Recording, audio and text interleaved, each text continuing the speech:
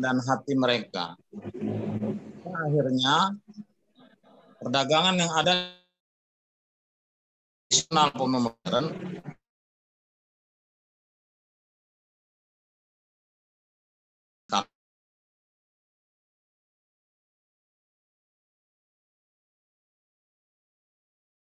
kalau pertanyaannya selain edukasi, jujur saya juga bingung jawabnya gimana ya.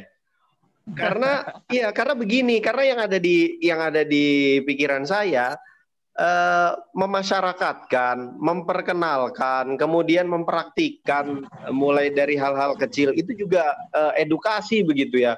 Jadi kalau selain edukasi, saya juga bingung kalau selain edukasi itu maksudnya gimana gitu. Ya, maksud saya gini.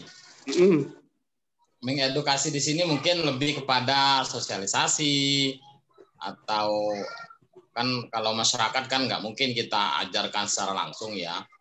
Paling kita sosialisasi baik melalui majelis taklim ataupun melalui selebaran-selebaran sehingga masyarakat mulai memahami. Nah, selain trik-trik seperti itu, kira-kira ada nggak trik lain? Karena trik seperti itu kadang membuat masyarakat tidak tertarik gitu loh. Ya, betul. Gitu loh. Karena mereka sudah bebel kan, untuk belajar aja sudah males. Yang penting bagaimana caranya di pasar untung, entah mau berbuat curang, entah mau menggunakan 3 halal haram hantam. Yang penting bagaimana caranya mendapatkan keuntungan yang berlipat-lipat. Nah, tentu ada mungkin trik lain yang bisa kita sampaikan agar informasi yang sampean paparkan tadi bisa diterima oleh masyarakat awam khususnya seperti itu. Oke ya. Mas Rahman. Iya. Ya, saya mungkin coba ini ya, tadi pertanyaan Pak Tasim ya. Nanti bisa yang lain bisa nambahkan. Oke. Baik, tadi kan Pak Tasim menyatakan kiat-kiat bagaimana kita itu memberikan suatu pemahaman ya pada masyarakat terkait dengan etos kerja atau etika kerja dalam bisnis Islam. Ya, kalau saya saya simpulkan gitu ya dari beberapa pelatihan yang pernah saya ikuti gitu ya, itu memang tidak ada jalan lain gitu ya terkait selain daripada edukasi kepada masyarakat, yang dimana edukasi itu banyak macam, bisa sosialisasi lewat mungkin pelatihan atau lewat di kajian-kajian ilmu gitu ya. Tapi ini keterbatasan mungkin ya masalah kajian itu. Karena memang yang kalau misalkan ada pengajian misalkan, kita bisa menyampaikan itu, yang hadir pengajian itu tidak sebanding dengan jumlah popularitas yang ada di lingkungan itu kan gitu. Jauh lebih yang banyak yang tidak ikut, yang tidak tahu. Nah, mungkin edukasinya ini itu yang lebih tepatnya itu menggunakan media teknologi yang ada saat ini.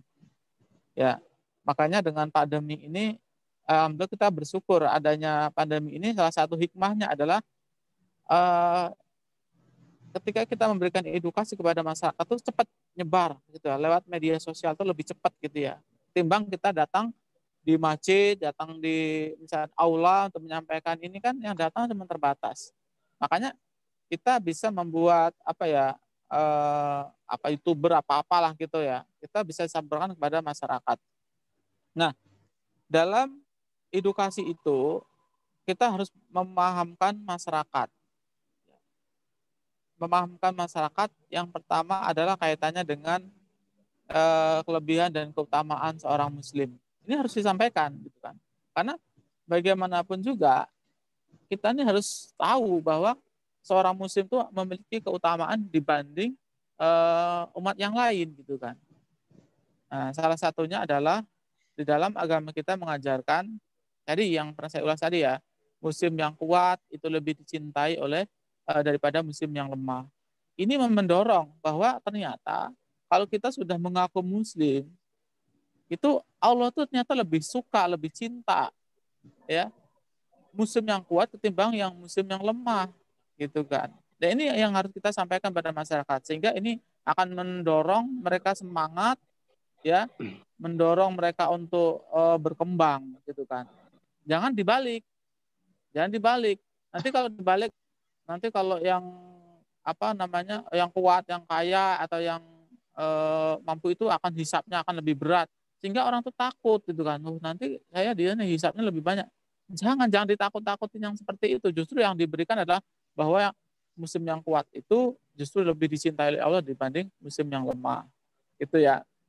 Terus yang kedua, diberikan pemahaman kepada masyarakat bahwa segala aktivitas kita yang kita lakukan, baik ibadah, baik itu muamalah, baik itu siasa, baik itu sosial, budaya, semuanya itu akan dipertanggungjawabkan di hadapan Allah Subhanahu wa taala. Sehingga kalau itu dipertanggungjawabkan di hadapan Allah Subhanahu wa taala, maka dipastikan kita harus memberikan yang terbaik buat Allah kan gitu. Nah, ini kalau ini sudah tertanam pada masyarakat, insya Allah masyarakat akan sendirinya akan melakukan sesuatu yang terbaik gitu, karena akan dipertanggungjawabkan di hadapan Allah Subhanahu wa taala. Dan konsep ini tidak dimiliki oleh sistem-sistem yang lain di luar Islam gitu kan. Kalau mereka tadi yang disampaikan oleh Mas Rahman di Pemakas tadi, bahwa tujuan mereka itu mencari kepuasan, jadi gitu. Tapi kalau dalam Islam itu mencari kemaslahatan, ya, kemaslahatan. Jadi itulah yang mungkin perlu kita sampaikan kepada masyarakat kita, ya. Dan yang tidak terpenting itu adalah terkait dengan tadi mungkin regulasi, ketentuan yang dibuat oleh pemerintah itu memang benar-benar mendukung gitu ya. Saya kira seperti itu, Mas Rahman ya. Terima kasih. Terima kasih buat Pak Sugi. Mungkin ada yang mau nambahin sebelum saya mau nambahin ini. Sedikit menambahkan ya. Terima kasih Pak Sugi. Jadi kalau yang saya tangkap dari penjelasan Pak Sugi, mungkin ada baiknya mulai sekarang gitu, tidak lagi hanya menggunakan metode-metode tradisional seperti yang tadi Pak Taslim bilang, lewat pengajian, lewat ceramah. Mungkin orang juga sudah bosan begitu ya. Tapi yang bisa diusahakan adalah mensiarkan tentang baik langsung maupun tidak langsung tentang keberhasilan atau kesuksesan kecil yang menerapkan etika atau etos kerja Islami itu kepada sebanyak mungkin orang. Jadi misalkan liputan di kantor, apa kantornya Pak Taslim?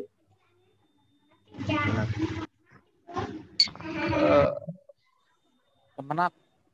Di Kemenak Mesuji begitu. Misalkan ketika ada press release atau ada liputan di koran gitu, mungkin bisa jadi juga dibuat misalkan Kemenak Mesuji meraih peringkat pertama soal apa gitu, laporan apa yang bagus-bagus karena terapkan etos kerja Islami. Misalkan begitu, dan itu yang bisa kita publikasikan, kita siarkan kemana-mana lewat berbagai media. Bisa jadi itu menjadi hal-hal sederhana atau hal lain, hal kecil yang bisa jadi itu lebih nancep gitu ke masyarakat. Oh, baca koran, wah ternyata Kemenak Mesuji dapat penghargaan dari mana misalkan BPK nih. Oh ternyata karena dia menerapkan etos kerja begini gitu. Mungkin begitu ya. Silakan kalau teman-teman tadi ada yang mau menambahkan atau memberi masukan lagi. Baik, mungkin saya coba ya Mas, belajar juga untuk diskusi.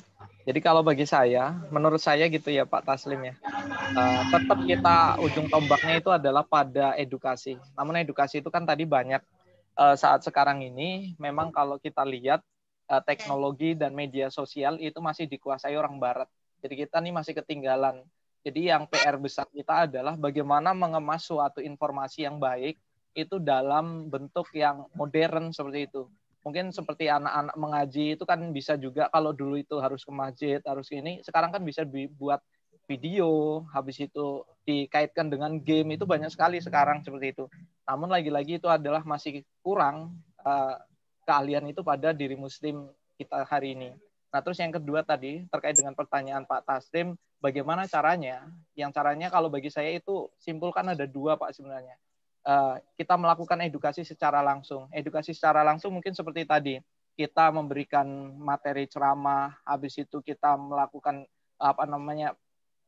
penyampaian informasi melalui media, habis itu brosur dan lain sebagainya. Namun yang bisa kita ambil contoh, semisal gini, Pak. Seperti di Payungi, itu adalah secara tidak langsung kita itu memberikan contoh gitu. Jadi kita itu memberikan edukasi namun tidak secara langsung. Tetapi kita melakukan, biarin orang itu melihat dengan sendirinya. Nah, setelah itu baru orang itu akan tertarik. Nah, mungkin dengan cara itu juga bisa gitu, Pak. Jadi kita itu menerapkan kepada diri kita sendiri, habis itu ketika nanti sudah sukses, itu pasti akan dilirik oleh orang. Nah, itu namun kadang-kadang kan banyak tuh ustadz yang bahasanya kita ngomong itu jarkoni, atau mungkin orang itu bisa jarkoni, iso ujar, nggak iso ngelakoni, kan mungkin seperti itu juga. Nah, itu juga perlu dipertanyakan gitu, Pak. Bahkan pemikiran-pemikiran yang perlu kita rubah adalah bahwa Islam ini yang banyak terjadi di Indonesia, yang kadang kala jadi beban negara adalah ada yang mengatakan gini, Pak. Tangan di atas lebih baik daripada tangan di bawah, kan seperti itu. Nah, namun dengan adanya banyak bantuan, adanya banyak pokoknya bantuan-bantuan itu, kita yang kaya saja ngaku-ngaku miskin gitu loh, Pak. Nah, ini kan berarti bahwa teori ataupun pepatah yang bagus itu dihindarkan atau tidak dipakai lagi seperti itu. Padahal ketika memang kita paham, kita memaknai bahwa ternyata kita memberi itu lebih baik daripada kita menerima dari orang lain. Tapi kan sekarang itu ya kayak PKH itu, sampai yang kaya itu ngaku-ngaku miskin, habis itu nanti ada yang bantuan-bantuan seperti sekarang itu juga ngaku-ngaku baru seperti itu. Nah, mungkin itu beberapa hal yang bisa disampaikan dari saya. Mungkin ada yang mau menambahkan lagi, Mas? Mungkin saya tambahkan dan saya jawab. Oke, monggo, Pak. Silakan. Nah, terkait dengan PKH, BLT, BST, dan lain sebagainya. Sebenarnya terbentuk karena memang pemerintah kita mengajarkan kepada masyarakat untuk menjadi ya seperti itu gitu loh. Sehingga ada peribahasa tangan di atas lebih baik tangan di bawah, sekarang dibalik, mengambil sesuatu itu dia mau dari bawah tapi dari atas. Benar, Pak. Tapi tetap meminta ujungnya kan. Nah, mungkin program pemerintah yang dilaksanakan terhadap masyarakat kita itu saya pribadi menganggapnya kurang mendidik. Benar. Memberikan uang yang didapat dengan mudah itu habis juga lebih cepat gitu loh. Bahkan tidak hanya orang miskin yang dapat, orang kaya pun dapat, karena ada jalannya yaitu BST. BST kan nggak bisa diterima oleh orang yang terima BLT, Peko, terus apalagi itu ada lagi kan. Sehingga akhirnya mau nggak mau pemerintah daerah seperti Pak RT, Pak RW, ujungnya nyarinya yang nggak dapat itu, ya PNS ya dapat, kadang juga pejabat ya dapat, karena mereka hanya mengusulkan tiba-tiba keluar juga namanya. Nah, yang salah saya kira bukan masyarakatnya. Yang kedua, terkait dengan edukasi tadi, memang kalau saya menilai sih, yang sangat penting dan menjadi cikal bakal etika bisnis Islam yang tidak bisa diterapkan oleh masyarakat kita, itu tidak lebih pada bagaimana penanaman akhlak dari sejak dini gitu. Ketika anak-anak kita mengetahui agama secara utuh, dasarnya kuat, itu menjadi rem bagi mereka untuk tidak melanggar aturan yang sudah Allah berikan kepada umatnya. Nah, itu yang terpenting gitu loh. Kan sekarang banyak pejabat yang membeli jabatan untuk sekedar menjabat, dia membeli jabatan, bahkan semua cara dilakukan agar bisa menjabat gitu. Ketika sudah menjabat, bagaimana cara mengembalikan uang ketika dia membeli jabatan? Itulah yang saya pikir, karena di dalam pikirannya atau otaknya itu memang nggak ada akhlak gitu loh, nggak ada dasar agama untuk mengerem apa yang dia lakukan itu gitu loh. Nah, kalau yang dari kecil memang sudah ditanamkan oleh orang tuanya tentang akhlak, tentang bagaimana sebaiknya kita berbuat menurut Al-Quran dan Sunnah, saya kira mau berbuat sesuatu juga pasti berpikir 2, 3, 4 kali karena dia merasa ada Allah yang selalu mengawasi. Saya kira gitu, Mas Erik. Boleh dilanjut?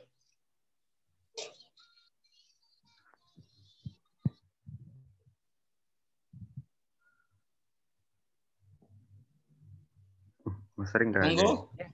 Baik. Monggo Pak. Pakai 2 user makanya agak sedikit lama Pak. Baik, mungkin apakah ada yang lain yang mungkin dalam materi ini belum jelas atau perlu kita kumpas? Mas Tony mungkin. Mas Erik. Oke, monggo. Oh iya. Terima kasih waktunya. Mungkin saya mau cerita persepsi gitu ya Mas Erik sama kawan-kawan. Sebenarnya tadi udah disinggung sama Mas Rahman tentang ya sumber daya kita ini sebenarnya banyak di Indonesia. Tapi masalahnya yang menguasai itu segelintir. Nah akhirnya kita banyak jadi karyawan atau buruh.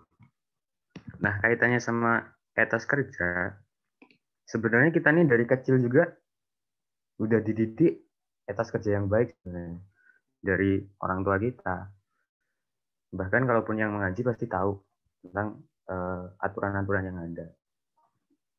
Nah, kita semua di sini pasti punya etos kerja yang baik tentunya. Kerja jalan, kuliah pun jalan, gitu. Nah, kalau sebenarnya saya setuju lagi dengan Pak Sugi tadi. Ada regulasi atau sistem dari pemerintah yang kurang tepat. Contoh nih, saya di kampung. Di kampung itu etos kerjanya sangat tinggi, Mas Rahman. Kadang kalau kita sebagai pegawai ya, kita berangkat kerja itu jam 7:30 di kantor. Orang-orang di kampung itu kalau di ladang udah jam 6 udah posisinya di ladang. Artinya etos kerja mereka sebenarnya tinggi. Nah, kemudian kita balik. Etos kerja mereka tinggi, tapi upah mereka nggak sesuai di sini. Bahkan kalaupun kita lihat petani di sini, posisi modal untuk menanam itu bahkan sebanding, nggak terlalu sebanding dengan hasilnya. Coba aja saya mikir gini, coba aja nilai mata uang rupiah kita tinggi kayak di Singapura. Pasti pendapat kita juga tinggi-tinggi ya mungkin.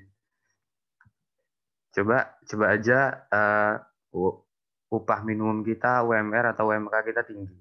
Pasti juga pendapatan kita tinggi. Kalau mengenai etos kerja tadi, sebenarnya kita nih punya etos kerja yang tinggi sebenarnya. Kalaupun di kampung juga bisa dilihat. Tapi kadang nggak sesuai dengan nilai yang kita dapat. Jadi akhirnya tadi ada statement di Indonesia nih kok orangnya masih belum banyak yang kaya ya. Yang memang upahnya juga dikit, hasilnya juga dikit kalau kita kerja. Jadi mungkin persepsi saya seperti itu. Mungkin ada tambahan yang lain.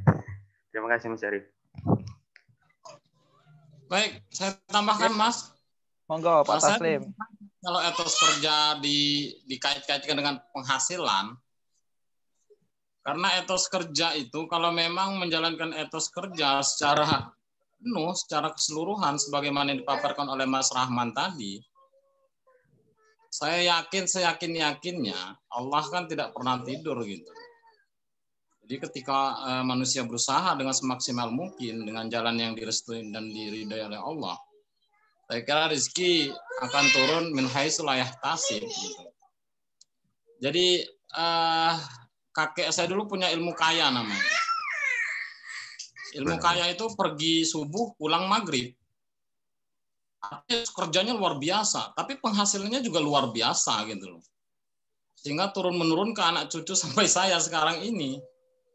Nah, artinya apa? Ketika etos kerja itu memang dilaksanakan dengan semaksimal mungkin, sebagaimana yang dipaparkan oleh Kang Rahman tadi, kan luar biasa itu saya dengar itu.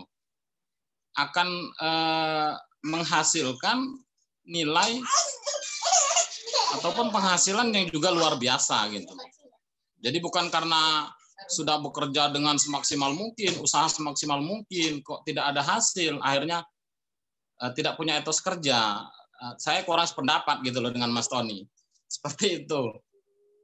Monggo yang lain. Oke.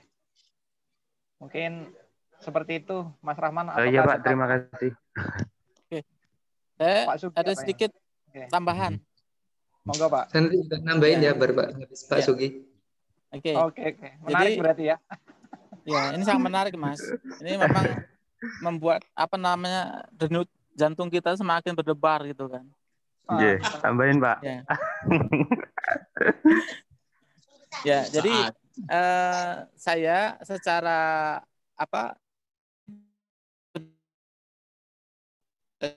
itu ya. Jadi memang benar Pak Taslim ya. Ini bukan berbicara siapa-siapa. Saya punya saudara itu ya. Itu ada beberapa ponakan itu yang saat ini kondisinya itu menganggur gitu ya. Saya tawarin deh kerja di tempat ini. Dia tuh selalu menanyakan tentang kerjanya apa, dari jam berapa kerja, terus dapatnya apa. Saya tanyakan tuh dia mundur, nggak jadi, gitu kan, nggak jadi. Nah, kalau dia akhirnya mundur, tidak jadi kerja karena mungkin dilihat penghasilannya, kerjanya dengan upahnya itu tidak sesuai, itu ini kan akan menyebabkan keterpurukan ekonomi dari skup kecil aja di keluarga pasti akan terpuruk gitu kan. Kalau mereka itu pada nganggur, ditawarin kerja dia nggak mau karena penghasilannya masih kecil. Nah, kalau mungkin yang tadi disampaikan oleh Pak Taslim dengan saudara tembahnya tadi itu mungkin zaman dulu ya, yang mungkin dulu itu tingkat inflasinya itu belum terlalu tinggi sehingga masih enak gitu kan, masih enak. Kalau sekarang ini luar biasa gitu ya, luar biasa, apa-apa sekarang mahal ya, bahkan segala sesuatu itu agak sulit itu kan.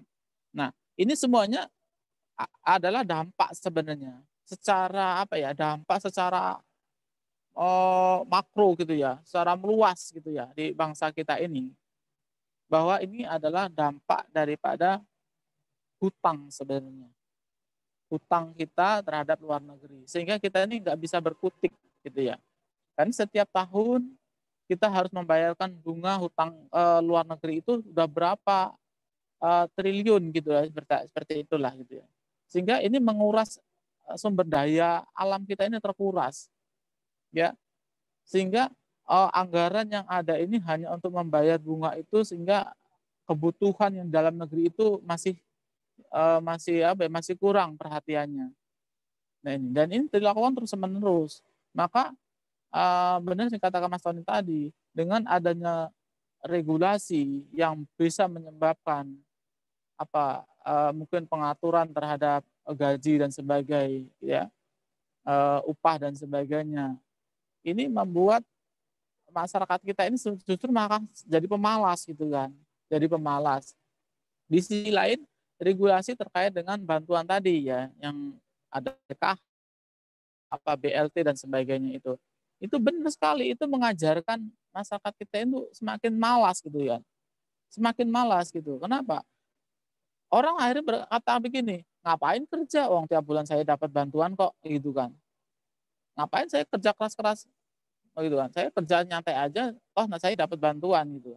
Dan ini sebenarnya efek daripada kebijakan yang mungkin perlu kajian ulang kembali gitu, perlu dipantau kembali apakah ini sudah sesuai atau belum, gitu kan.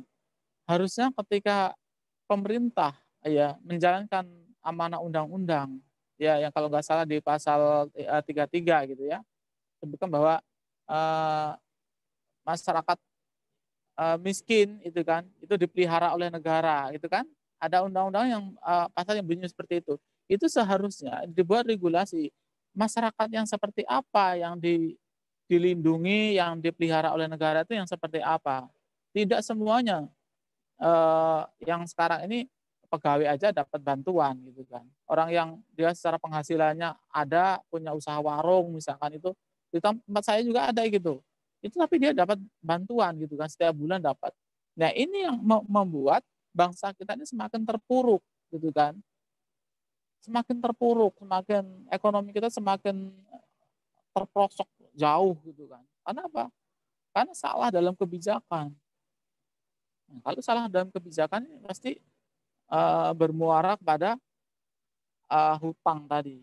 Pemerintah melakukan seperti ini, saya yakin karena terjerat hutang yang tidak kunjung selesai dibayar, gitu kan. Menguras sumber daya alam kita untuk membayar hutang-hutang ke luar negeri. Yang ini menyebabkan apa?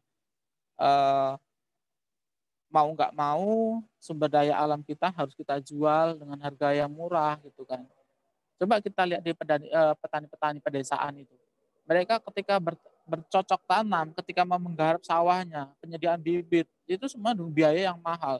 Tapi ketika dia panen, apa yang terjadi? Harga panennya itu relatif murah. Nah, seperti ini bagaimana ingin membangun bangsa, ingin membangun ekonomi, kalau setiap tahun akan terjadi seperti itu. Ini sangat miris sekali. Maka saya masih ingat apa yang disampaikan oleh Dr. Ruslan waktu beberapa di semester yang lalu ya, bahwa kondisi kita ekonomi kita seperti ini gitu kan. Ya. Dr. Ruslan apa siapa ya yang kaitan dengan ekspor impor itu ya. Nah, itu. Jadi gitu Mas Rahman. Terima kasih.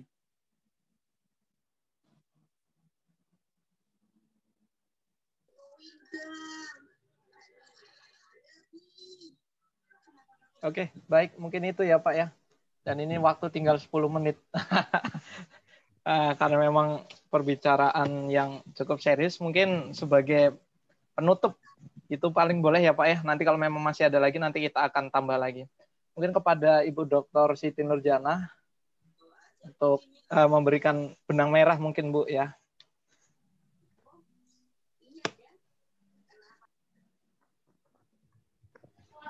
Baik, Assalamualaikum warahmatullahi wabarakatuh. Waalaikumsalam warahmatullahi wabarakatuh. Waalaikumsalam. Ya, sebenarnya sudah selesai sih. Perdebatannya sudah selesai tadi, sudah sangat seru sekali.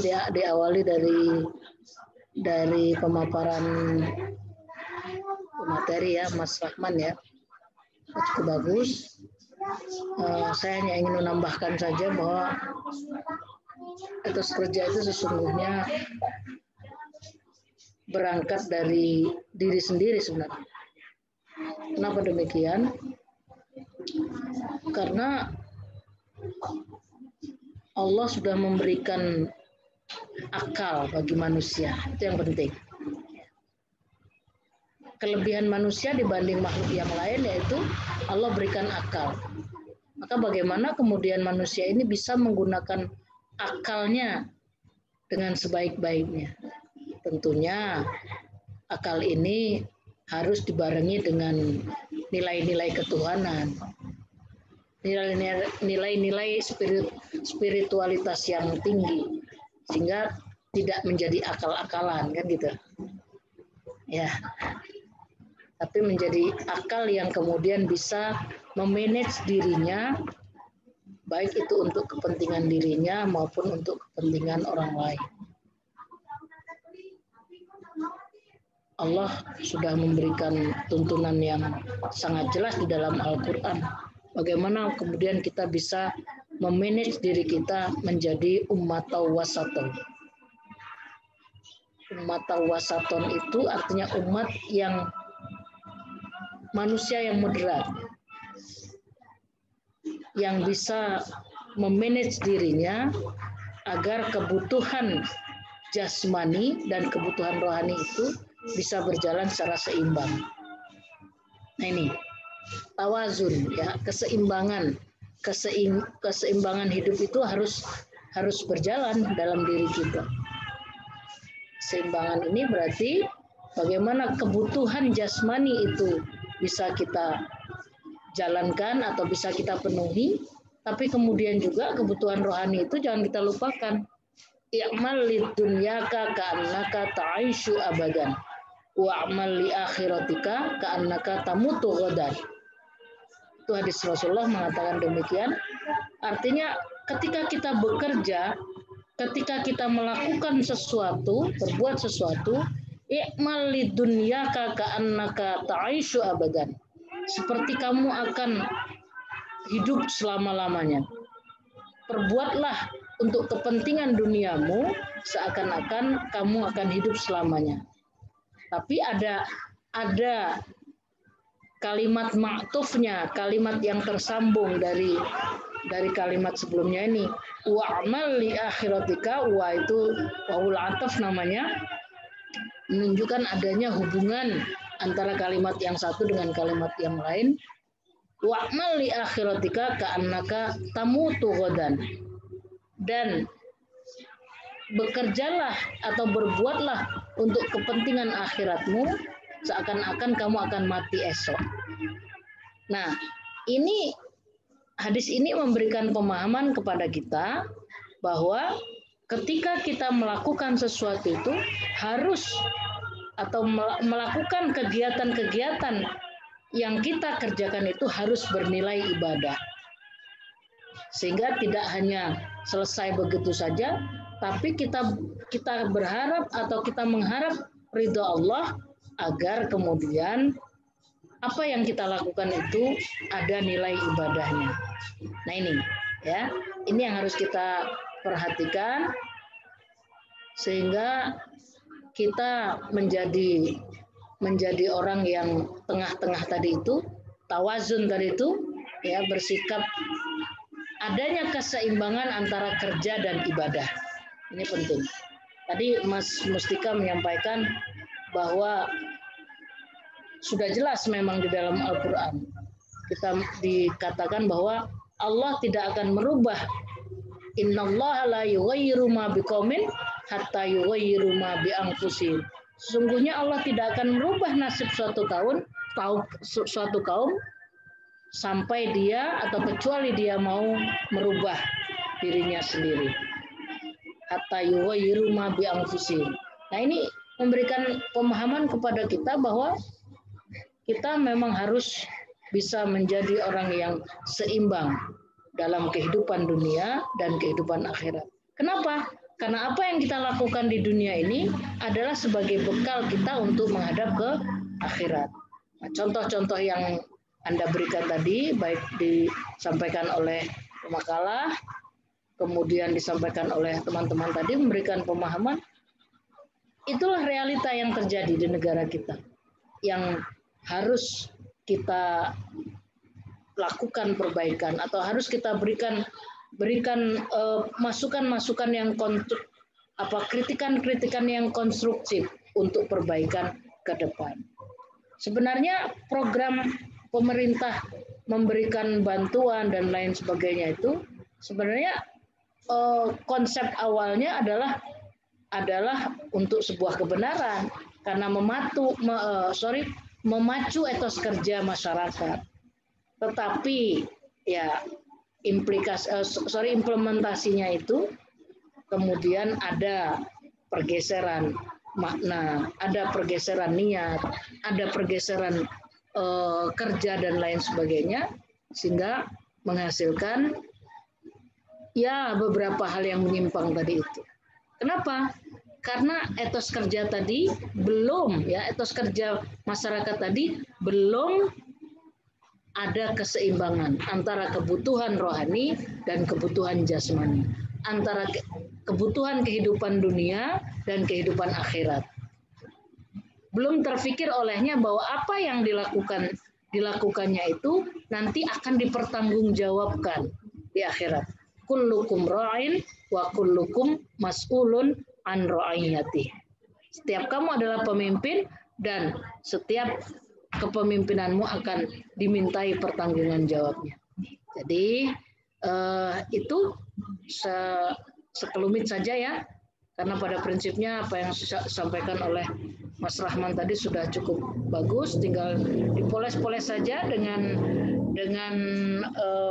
informasi-informasi kekinian, ya, sehingga kemudian Islam yang kita pedomani ini, ya, Islam yang ajaran agamanya serba lengkap, yang di dalamnya mengatur seluruh aspek kehidupan manusia, baik kehidupan spiritual yang bersifat ukhrawi maupun kehidupan material yang bersifat duniawi, itu termasuk di dalamnya mengatur masalah etos kerja ini sudah sudah disebutkan di dalam Al-Quran sebenarnya.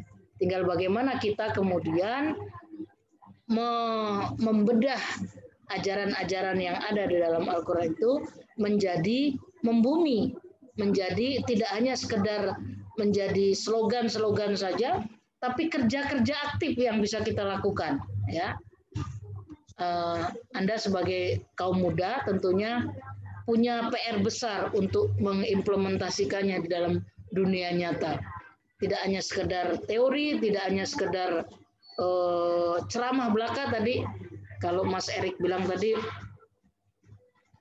jargoni ya, jangan menjadi jargoni, iso ngajar gak iso ngelakoni. Jangan seperti itu, tapi bagaimana kemudian dengan kita kerja yang sedikit, dengan ngomong yang sedikit tapi kerja nyata. Nah, itu yang penting. Jadi ditunggu kreativitas Anda sebagai generasi muda, generasi penerus untuk bagaimana membuat Indonesia ini punya warna baru.